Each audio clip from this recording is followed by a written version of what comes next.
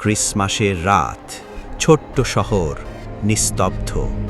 6 বছরের জন Bennett Ramsay নিজের বাড়িতেই খুন। একটা র্যানসাম নোট, যেন কোনো ডার্ক থ্রিলার থেকে উঠে এসেছে। কিন্তু নোটটা আসলেই অপহরণকারীর, নাকি কেউ কিছু লুকাতে চাইছে? 28 বছর ধরে এই রহস্য মাথা খাটালেও বেরোয় না। আজ রাতে আমরাই খুলে দেখব কেসটা। আসল প্রশ্ন, কে খুন করেছিল জন বেনেটকে?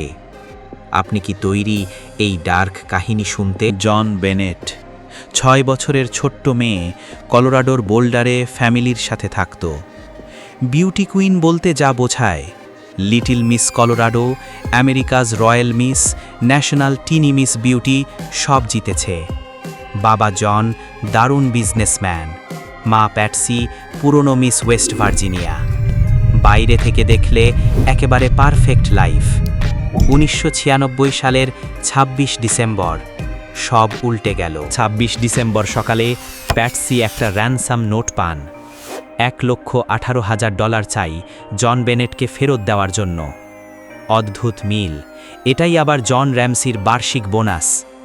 লোকজন মাথা চুলকায়। পুলিশ আসে, কিন্তু কয়েক ঘন্টা পরেই জন র্যামসি নিজের বেসমেন্টে খুঁজে পান মেয়েটার লাশ। গলায় দড়ি বাঁধা, মাথায় বড় জখম। সে এক কথা। বোল্ডার পুলিশ ঘটনাস্থল ঠিকভাবে সুরক্ষিতই করেনি। জন র্যামসি যখন বডি নিয়ে ওপরে আসেন, তখনই বেশিরভাগ প্রমাণ নষ্ট। পুলিশের প্রথম টার্গেট জন আর প্যাটসি। ধরে নেয় প্যাটসি নিজেই র্যানসাম নোট লিখেছে, খুন ঢাকতে নাটক সাজিয়েছে। কিন্তু চারজন হ্যান্ডরাইটিং এক্সপার্ট বলে নোট প্যাটসির লেখা না। তবু মিডিয়া আর পুলিশের ফাঁসানো তথ্য, সবাই ভাবে র্যামসিরাই দোষী। 1997-এ বিখ্যাত গোয়েন্দা লু স্মিথ কেসটা নেন। তিনি বলেন বাড়ির ভাঙা জানালা দিয়ে কেউ ঢুকতে পারত।